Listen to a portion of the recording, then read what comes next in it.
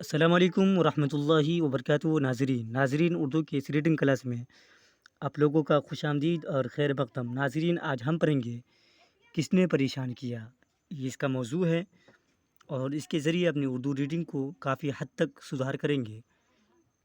چلیے شروع کرتے ہیں۔ اس سے پہلے کہ جو نیو ویورز اس چینل پہ آئے ہیں ضرور اس کو سبسکرائب کر لیں تاکہ آنے والی ویڈیو کا نوٹیفیکیشن آپ تک پہنچ سکے۔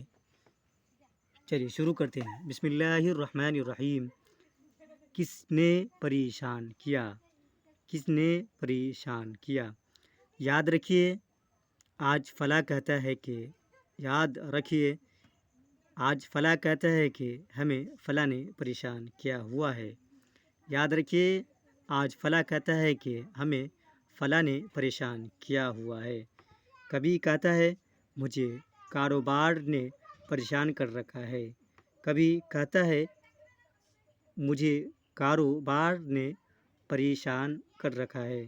کبھی کہتا ہے اولاد نے پریشان کر رکھا ہے۔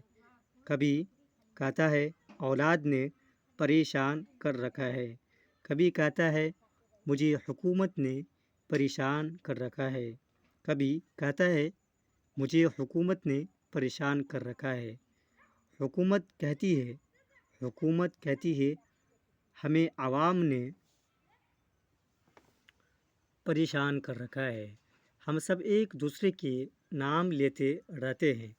ہم سب ایک دوسرے کے نام لیتے رہتے ہیں۔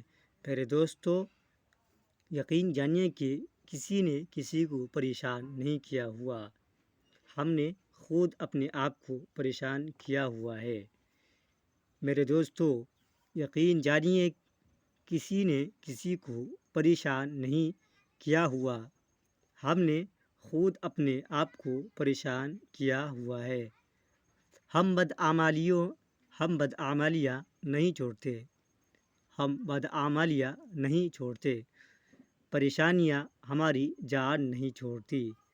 پریشانیاں ہماری جان نہیں چھوڑتی۔ اسی لیے فرمایا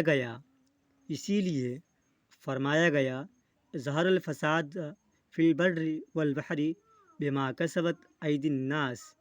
اسی لیے فرمایا گیا ظہر الفساد فی البر والبحر بما کسبت ایدی الناس۔ خشکی اور تری میں جو فساد نظر آتا ہے وہ انسانوں کے اپنے ہاتھوں کی کمائی ہے۔ خشکی اور تری میں جو فساد نظر آتا ہے وہ انسانوں کے اپنے ہاتھوں کی کمائی ہے۔ خشکی مطلب سوکھا اور تر مطلب بھیگا ہوا۔ چلیے ایک مرتبہ اور ریپیٹ کرتے ہیں تاکہ اچھے سمجھ میں آ جائے۔ کس نے پریشان کیا؟ یاد رکھیے آج فلاں کہتا ہے کہ ہمیں فلاں نے پریشان کیا ہوا ہے۔ کبھی کہتا ہے مجھے کاروبار نے پریشان کر رکھا ہے۔ کبھی کہتا ہے اولاد نے پریشان کر رکھا ہے۔ کبھی کہتا ہے مجھے حکومت نے پریشان کر رکھا ہے۔ حکومت کہتی ہے ہمیں عوام نے پریشان کر رکھا ہے۔ ہم سب ایک دوسرے کے نام لیتے رہتے ہیں۔ میرے دوستو، یقین جانیے کسی نے کسی کو پریشان نہیں کیا ہوا، ہم نے خود اپنے آپ کو پریشان کیا ہوا ہے۔ ہم بدعمالیاں نہیں چھوڑتے۔ پریشانیاں ہماری جان نہیں چھوڑتی۔ اسی لیے فرمایا گیا ظہر الفساد فی البر والبحر بما کسبت ایدی الناس۔ خشکی اور تری میں جو فساد نظر آتا ہے وہ انسانوں کے اپنے ہاتھوں کی کمائی ہے۔ آج کا سبق یہیں پر رکھتے ہیں، انشاءاللہ اس سے آگے کل پڑھیں گے، اور جہاں پر جو سمجھ میں آئے کمنٹ باکس میں ضرور کمنٹ کیجیے گا۔